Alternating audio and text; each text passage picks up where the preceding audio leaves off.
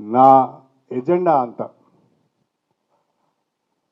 నాకు అవకాశం ఉన్న రోజులు, నేను రాజకీయాలు ఉన్న రోజులు, నా మాట చెల్లుబాటు అయిన రోజులు స్టేషన్ గన్పూర్ నియోజకవర్గ ప్రజలతోనే ఉంటాను. స్టేషన్ గన్పూర్ నియోజకవర్గ అభివృద్ధికి 6 నిమిషాలు కష్టపడి పనిచేస్తానని చెప్పి నేను ఈ సందర్భంగా తెలియజేస్తున్నా.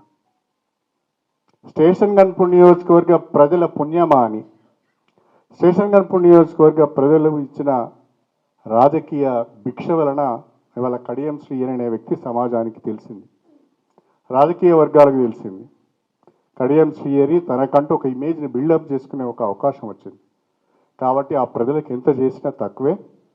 ఎవరెన్ని రకాల మాట్లాడినా, ఎవరెన్ని రకాల అవమానపరిచినా, ఎవరెన్ని రకాల వ్యక్తిగత దూషణలకు దిగినా ఏమాత్రం వెరవకుండా, భయపడకుండా ప్రజలతో ఉంటాను, ప్రజల మధ్యన ఉంటాను, ప్రజల కొరకు పనిచేస్తాను, నియోజకవర్గ అభివృద్ధి ఎజెండాగా ముందుకు సాగుతానని చెప్పి నేను ఈ సందర్భంగా మీ అందరికీ సవినయంగా తెలియజేసుకుంటూ సెలవు తీసుకుంటాను.